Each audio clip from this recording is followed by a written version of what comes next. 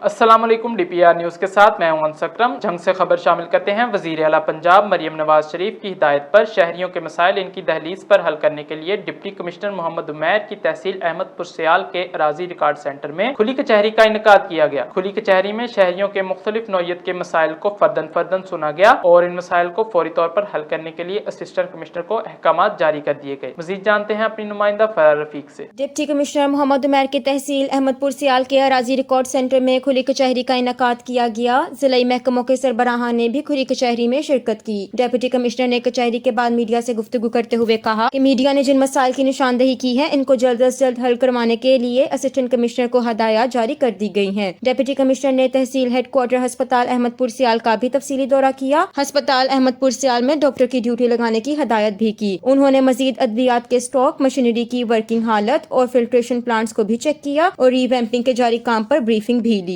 जी फराद, तफसीलात से आगाह करने का शुक्रिया।